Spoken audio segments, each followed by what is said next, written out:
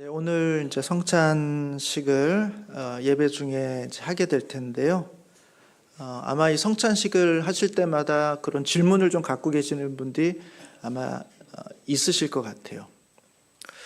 분명히 떡을 나누어 준다 이렇게 할 때 받아보면 떡이 아니라 빵이죠. 왜 빵을 주면서 떡을 준다 이렇게 이야기할까? 빵하고 떡은 상당히 다르지 않습니까? 빵은 밀가루를 소재로 해가지고 굽는 방식으로 이루어지는 것이고, 떡은 이제 쌀가루를 가서 찌는 방식으로 해서 식감도 다르고 재료도 다르고 만드는 방식도 다른데, 왜 떡을 주면서 빵을 주면서 왜 떡을 준다고 할까? 저도 헷갈리네요. 아마 그런 이제 질문을 갖고 계신 분들도 계실 줄 압니다.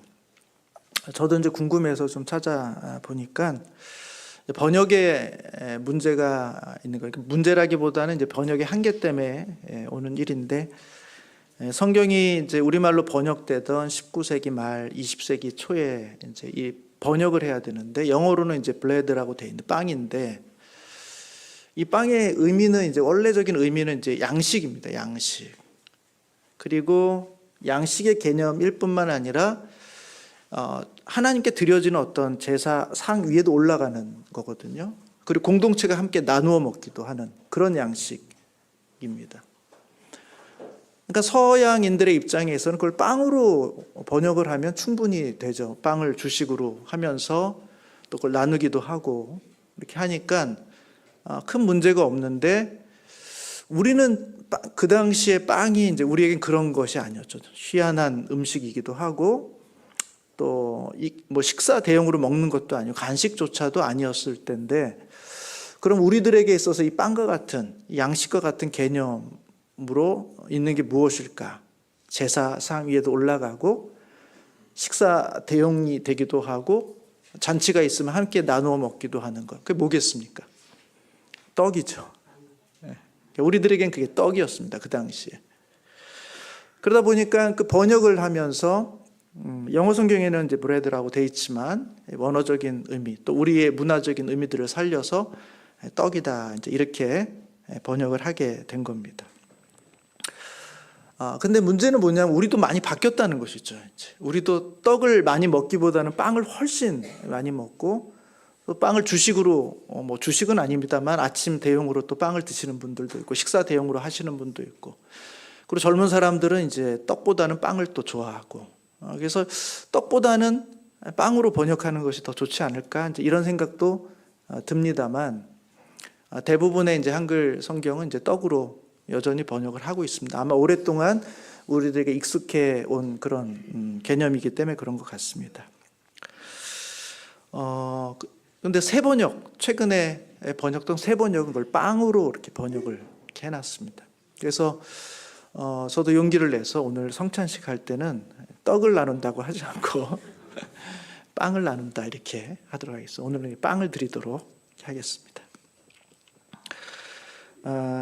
오늘 본문에 읽은 사실은 이제 32절부터 58절까지 쭉 읽어야 되겠습니다만 좀 분량이 많으니까 앞부분에 32절부터 35절까지 읽었는데, 이 내용을 보면 핵심은 그겁니다. 우리 주님께서 우리들에게 참된 양식을 먹으라는 것입니다. 참된 양식. 왜 이런 말씀을 하셨을까? 그것은 우리가 참된 양식을 먹지 못하기 때문에 그렇다는 것이죠.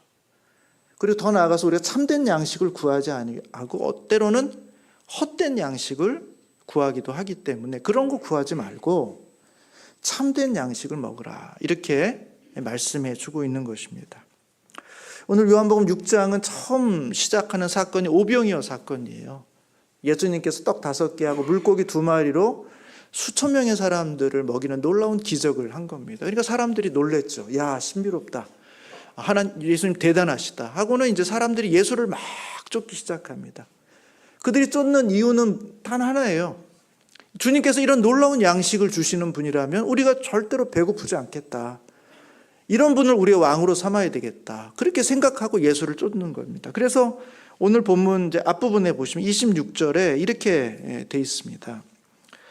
예수께서 대답하여 이르시되 내가 진실로 진실로 너희에게 이르노니 너희가 나를 찾는 것은 표적을 본 까닭이 아니요 떡을 먹고 배부른 까닭이다. 너희들이 떡을 먹고 배불러서 나를 지금 쫓고 있는 것인데 27절에 보면 썩을 양식을 위하여 일하지 말고 영생하도록 있는 양식을 위하여 하라. 이 양식은 인자가 너희에게 주리니 인자는 아버지 하나님께서 인치신 자니라 하면서 지금 너희가 구하는 것이 지금 썩을 양식을 구하고 있다는 것입니다. 그거를 구하지 말고 영적인 정말 신령한 다시 배고프지 않고 다시 목마르지 않는 그런 양식을 구하라 이렇게 말하고 있는 것이죠. 유대인들은 누구나 다 알고 있는 그 놀라운 하늘의 양식이 있어요. 만나죠. 선조들이 과거 40년 동안 광야에서 농사도 짓지 않고 40년 동안 하루도 굶지 않고 먹을 수 있었던 하늘로부터 내려온 그 만나의 기억이 있습니다. 하나님이 그런 능력이 있는 분이고 그런 양식을 주시는 분. 야, 오늘날 이 시대에 오병이어로 우리에게 이런 양식을 주신다면 바로 그 하나님의 능력이 예수에게 있는 것. 그래서 우리로 하여금 배고프지 않게 하시는 그 능력이 있는 거 아닐까? 아마 사람들은 그런 기대를 갖고 있는 것이죠. 그래서 30절에도 보면 그렇게 되어 있습니다. 그들이 묻되 그러면 우리가 보고 당신을 믿도록 행하시는 표적이 무엇입니까? 하시는 일이 무엇입니까?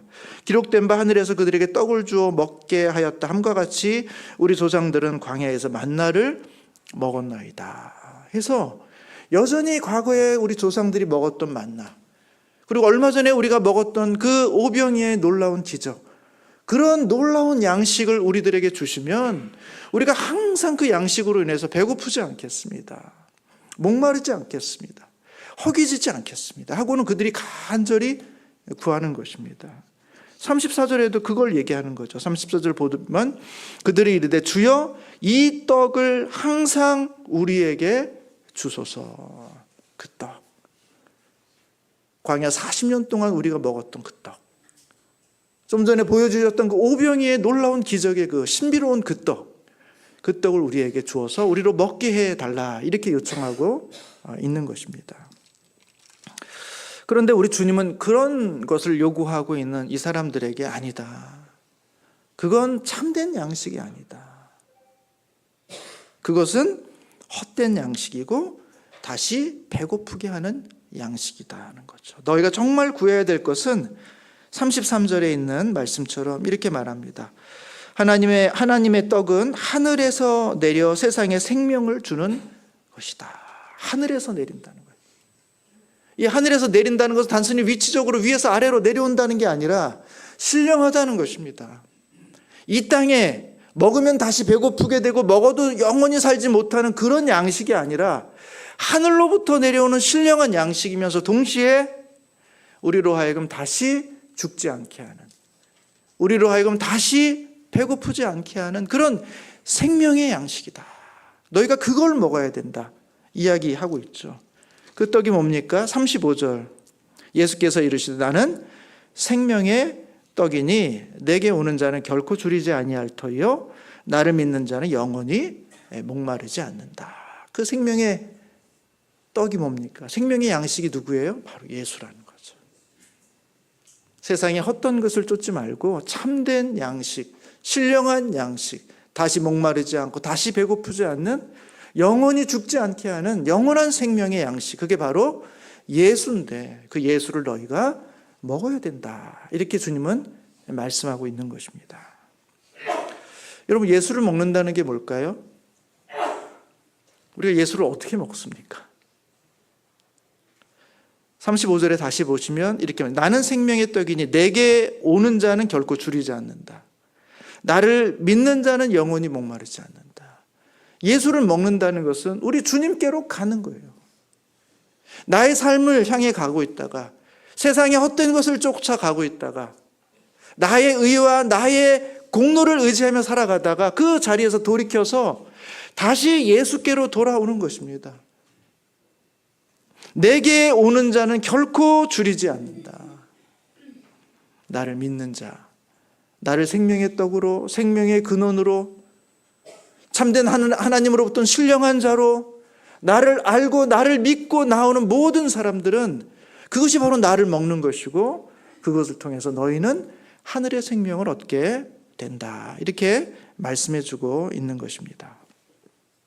어렵죠. 선뜻 잘 이해가 되지는 않습니다. 그러나 주님은 우리에게 그렇게 말씀하고 있는 거예요. 여러분, 우리가 읽진 않았습니다만 48절부터 51절까지 내용도 그런 내용입니다. 48절의 시작도 보시면 내가 곧 생명의 떡이다. 35절에 시작했듯이 나는 생명의 떡이다 라고 이야기했던 것처럼 그 내용 그대로 48절에 내가 곧 생명의 떡이다. 너희 조상들은 광야에서 만나를 먹었어도 죽었거니와 이는 하늘에서 내려오는 떡이니 사람으로 하여금 먹고 죽지 아니하게 하는 것이니라. 나는 하늘에서 내려온 살아있는 떡이니 사람이 이 떡을 먹으면 영생하리라. 같은 내용입니다. 같은 맥락이죠. 너희가 이 떡을 먹으면 영생할 것이다. 나에게로 나오는 사람, 나를 믿는 사람은 다시 목마르거나 다시 배고프지 않게 될 것이다. 이렇게 주님은 말씀하고 있는 것입니다. 이것이 사실은 오늘 본문이 우리 가운데 주고 있는 말씀의 핵심이에요. 참된 양식, 신령한 양식을 먹으라는 거예요. 그 신령한 양식이 아닌 모든 이 땅의 양식들은 결국 우리를 다시 배고프게 할 것이고 우리를 다시 목마르게 할 것이고 결국은 우리로 하여금 하나님의 관계로 조금도 나아가지 못하도록 하는 영적인 단절 속에서 죽음을 맞게 되는 그와 같은 죽음의 양식이다라는 사실을 말씀해 주고 있습니다. 여러분, 요한복음에는 이런 비슷한 패턴의 이야기들이 사실은 반복되고 있어요. 우리가 6장을 읽었습니다만 요한복음 4장에 가보면 우리가 잘 아는 사마리아 여인의 이야기가 나오죠. 이 여인이 물을 기르러 옵니다. 근데 이 우물이 유명한 우물이에요. 야곱의 우물입니다. 야곱의 우물이 왜 유명합니까? 야곱은 거의 이 여인의 시대로부터 한 2000년 가까운 시대를 전에 있던 사람인데 그 야곱이 판 그 우물이 2000년의 시간이 지나는 동안 마르지 않았어요. 그래서 이 동네에 살고 있는 사람은 늘 이 우물에 가면 언제나 물을 마실 수가 있었습니다. 우리 할아버지도 여기에 물을 먹었고 우리 아버지도 여기서 물을 먹었고 나도 여기서 물을 먹고 있고 내 자식도 내 손자도 수백 년 수천 년의 시간 동안 여기는 언제든지 가면 목마르지 않게 되는 물이 있는 곳이에요. 야곱의 우물입니다. 그곳에 가서 물을 뜨고 있는 거예요. 근데 그 물을 뜨고 있는 그 여인에게 주님이 말씀하시는 것입니다. 이 물을 먹는 자는 다시 목마를 것이다. 너에게 언제나 변할 수 없는, 언제나 가면 물을 주는 그 물이지만 그 물을 먹는 자는 다시 목마를 것이다. 그러나 내가 너에게 주는 물을 먹는 자는 영원히 목마르지 않을 것이다. 이 땅을 살아가는 인생들, 이 땅에 주어지는 모든 것들, 그것이 야곱의 우물이든 하늘의 만나든 오병이어의 기적이든 이 땅에 있는 모든 것들은 다 육의 것들이고 땅의 것들이고 그것을 먹는, 그것을 마시는 그 사람들에게는 언제나 그 한계 속 다시 목마르게 되고 다시 배고프게 되는 그 한계를 경험하게 된다라는 것이 요한복음의 말씀인 거죠. 그래서 주님은 말씀하십니다. 내게로 나오라는 것입니다. 그래서 주님은 이 여인에게 말합니다. 지금 네가 하나님의 선물이 뭔지를 알고 지금 너에게 물을 달라고 하는 사람이 내가 누구인지를 안다면 너는 오히려 나에게 물을 달라고 했을 것이고 나는 너에게 물을 줬을 것이다. 생수를 줬을 것이다. 이렇게 이야기를 하고 있는 거죠. 나에게 나오라는 것입니다. 나에게 영원한 것을 구하라는 것입니다. 그러면 내가 하늘의 신령한 것으로 너를 먹이고 너를 입혀서 다시 목마르지도 않고 다시 배고프지도 않게 하겠다는 것이죠. 그게 요한복음 4장의 말씀이면서 6장과 그 궤를 같이 하는 것입니다. 여러분, 요한복음 3장에도 사실은 같은 맥락의 이야기가 나옵니다. 이건 한번 좀 찾아보겠습니다. 요한복음 3장은 니고데모라는 사람이 예수를 찾아와요. 이 니고데모는 어떤 사람입니까? 바리새인이면서 유대인의 관원이에요. 그러니까 누구보다도 하나님의 말씀을 잘 지키는, 이 땅에서 만약에 천국 가는 사람을 줄 세우면 상위 1% 안에 들 수 있는 가장 완벽한 인간 부류 중에 하나예요. 그게 바로 니고데모입니다. 누구보다도 천국에 대한 확신을 갖고 있을 것 같은 이 니고데모는 열심히 하나님의 말씀을 듣고 이 사회의 제도 안에서 정말 거룩하고 정결하게 모든 사람들이 우러러보는 그런 삶을 살아가고 있음에도 불구하고 영적인 면에서 갈급함이 있는 거예요. 불안함이 있는 거예요. 배고픔이 있어요. 과연 내가 천국에 갈까? 하나님의 내가 나라에 안전한 사람인가? 그래서 남몰래 밤에 예수를 찾아옵니다. 예수님은 한눈에 딱 이 사람의 상태를 알아봅니다. 그리고 이렇게 이야기하죠. 사람이 거듭나지 아니하면 하나님의 나라를 볼 수가 없다는 것입니다. 거듭나지 않으면 하나님의 나라를 볼 수가 없다는 거예요. 여러분, 사람이 어떻게 거듭납니까? 한 번 태어나죠. 다 한 번 태어나셔서 지금 이 자리에 있는 거 아닙니까? 한 번 태어나는 건 누구나 다 알아요. 육으로 난 자는 다 한 번 태어난 사람들입니다. 그런데 주님은 말씀하고 있는 거예요. 육으로 태어난, 한 번 태어난 것으로는 안 된다는 거예요. 사람이 거듭나야 된다는 것입니다. 그래야 하나님의 나라를 볼 수가 있다는 거예요. 니고는 한 번밖에 태어난 적이 없어요. 두 번 태어난 사람을 본 적이 없어요.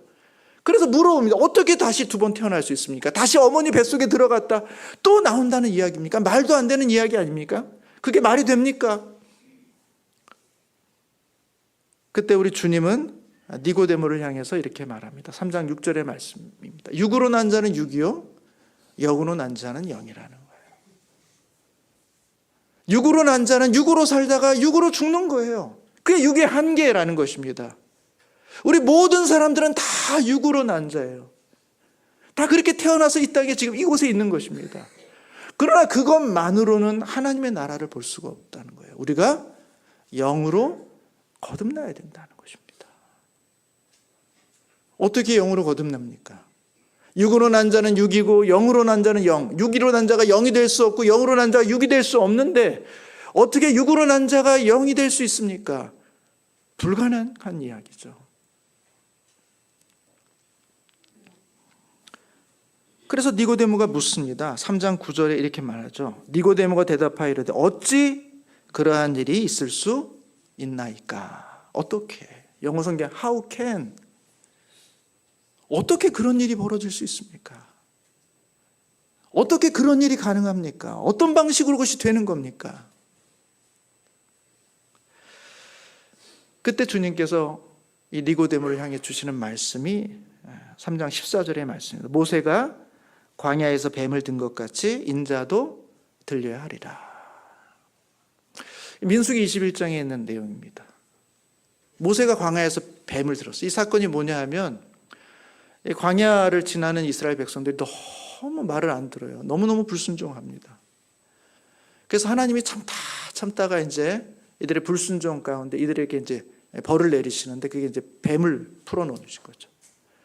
어떻게 보면 그 뱀의 보호를 받고 있다가 그 보호를 거두심으로 이제는 그들이 그 위험에 노출되어 있는 상태가 된 거죠. 그래서 뱀들이 이 사람들을 막 물습니다. 그럼 많은 사람들이 뱀에 물린 사람들이 다 죽어가는 거예요. 하나 둘씩. 그 사람들이 자신의 죄를 회개하면서 모세에게 요청합니다. 하나님께 대신 좀 구해달라. 우리가 우리의 죄를 회개하니 좀 제발 우리를 살려달라. 하고는 이제 모세에게 요청을 하니까 모세가 그 문제를 가지고 하나님께 나아갑니다. 그러니까 하나님께서 어떻게 이들을 살려주시는가? 너 노뱀을 하나 만들어라. 그 장대 위에서 달아라. 그래서 그 장대 위에 있는 뱀을 보는 사람은 살게 될 것이다.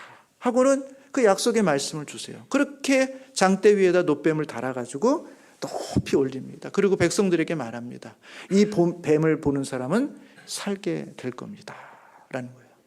그 성경에 보면 그 뱀을 보는 자는 살았다. 이렇게 표현되어 있습니다.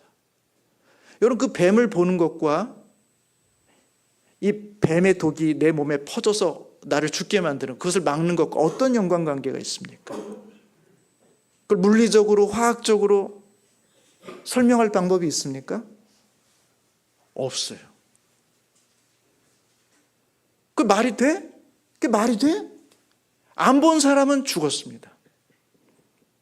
그러나 그 말씀이 있으니까 그럼 내가 한번 그 말씀을 믿어보자 하고 믿고 본 사람은 살았다는 거예요. 그게 민수기 21장의 말씀이에요. 어떻게 그런 일이 벌어질 수 있는지 합리적으로 제가 설명할 수도 없고 설득될 수도 없는 일입니다. 그러나 분명한 것은 그것을 본 사람은 살았다는 거예요. 그러나 그것을 이해할 수 없어서 받아들일 수 없어서 보지 않은 사람들은 죽게 되었다는 것입니다. 그것처럼 마찬가지로 인자가 들리게 될 것이라는 거예요. 십자가에 죽게 될 것이라는 것입니다. 십자가에 죽는 그 예수 그리스도를 믿음으로 본 사람은 살게 될 것이라는 거예요. 그 사람은 육으로 났지만 그 십자가에 달린 예수를 보고 그를 나의 구세주로 믿는 사람은 십자가에 달린 그 믿음으로 그를 본 사람들은 육으로 났지만 영으로 새롭게 거듭나는 놀라운 역사가 일어나게 된다는 거예요. 어떻게 그 일이? 육으로 난 자는 육이고 영으로 난 자는 영인데, 여러분 이 질서를 깨트린 분이 있죠. 그것이 바로 예수님이에요. 영이신 그분이 영으로 끝나지 않으시고 육이신 우리의 몸으로 이 땅에 우리와 같은 몸으로 이 땅에 오심으로써 영이신 그분께서 육의 몸을 입으시는, 그래서 이 질서를 깨트리심으로써 우리로 하여금 육의 존재가 영의 세계로 나아갈 수 있는 새로운 길을 열어놓으셨다는 거예요.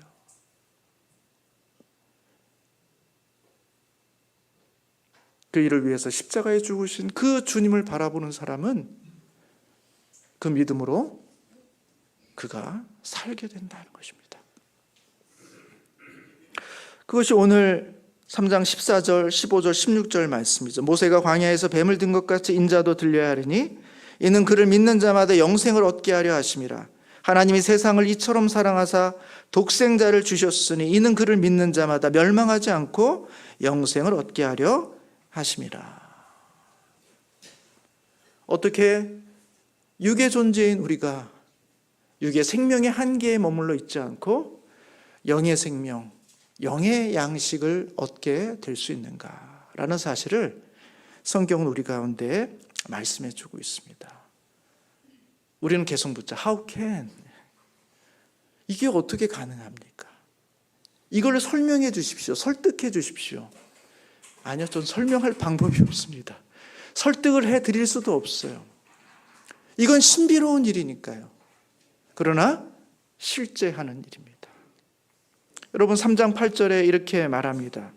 바람이 임의로 불매 내가 그 소리를 들어도 어디서 와서 어디로 가는지 알지 못하나니 성령으로 난 사람도 다 그러하니라.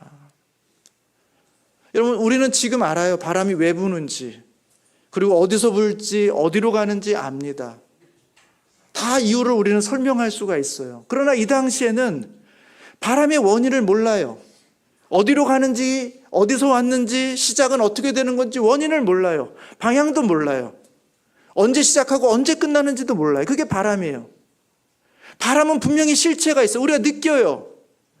그래서 바람이 분다는 걸 압니다. 그러나 그 바람의 원인과 방향과 목적을 몰라요. 마찬가지입니다. 신령한 양식을 주님은 우리 가운데 주기를 원하세요. 그래서 그분이 이 땅 가운데 오셨어요. 그것이 어떻게 우리 안에 작동되는지 우리 몰라요. 그러나 분명한 것은 그것은 일어납니다. 믿음으로 그것을 보는 사람들, 믿음으로 그것을 취하는 사람들, 믿음으로 내 앞에 나오는 사람들에게 하나님의 구원이 약속되어 있다는 것입니다.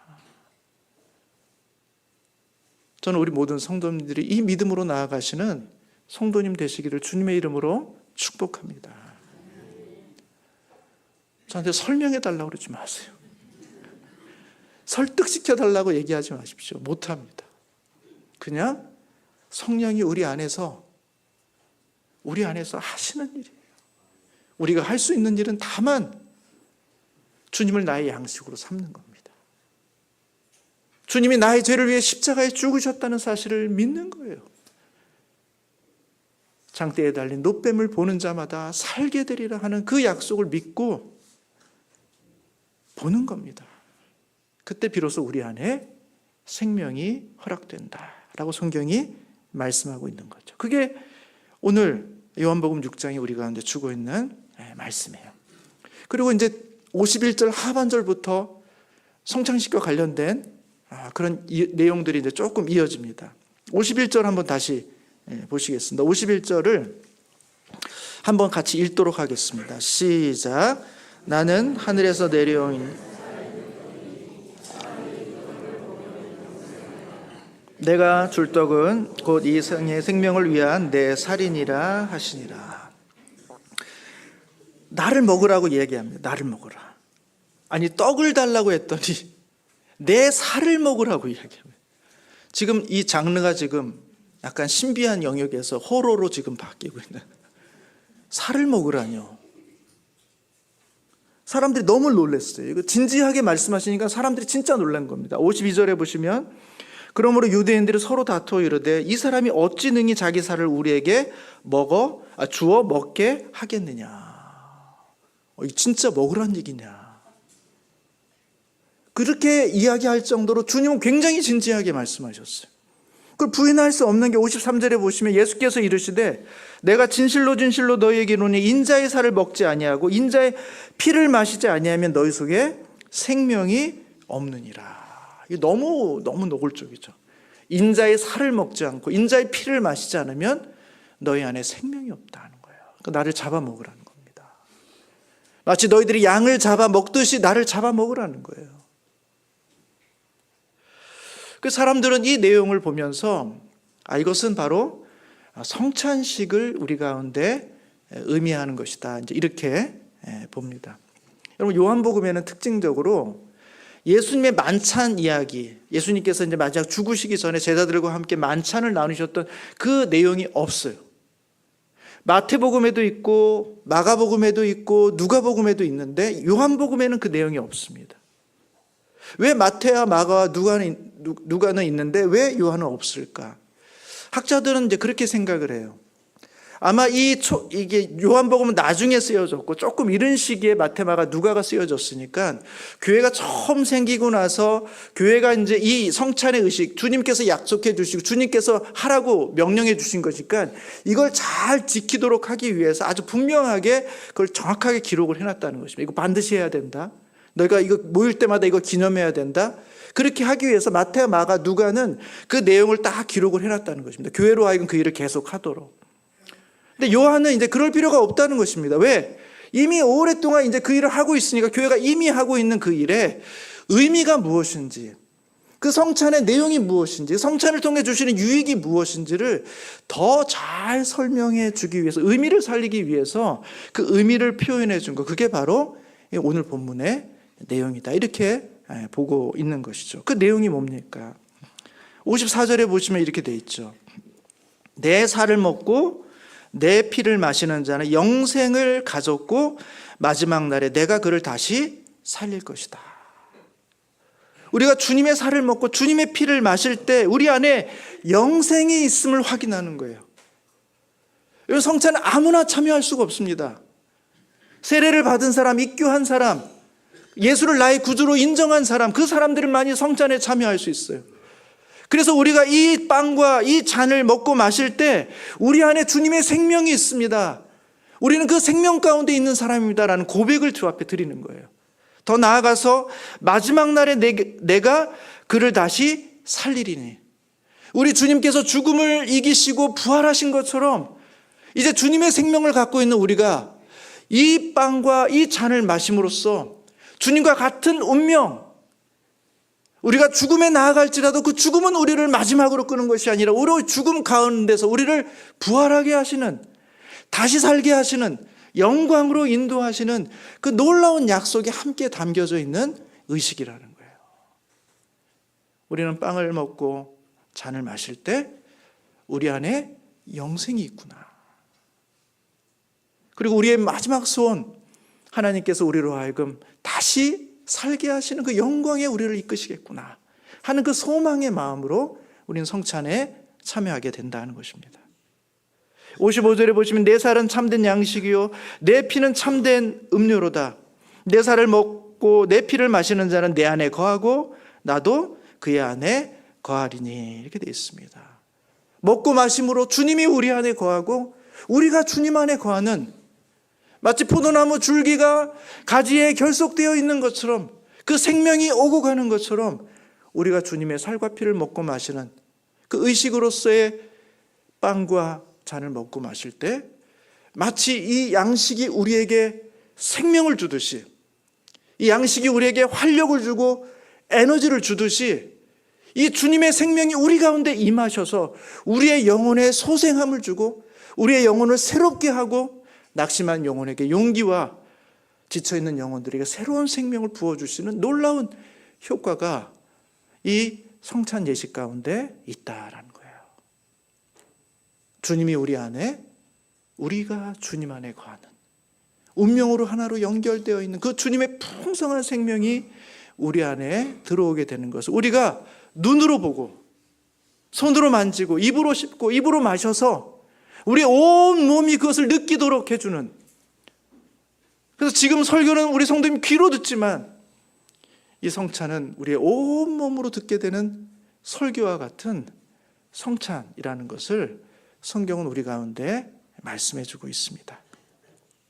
오늘 그 은혜가 성찬 예식을 통해서 우리 모든 성도님들 가운데 임하시는 놀라운 복이 있기를 주님의 이름으로 축복합니다.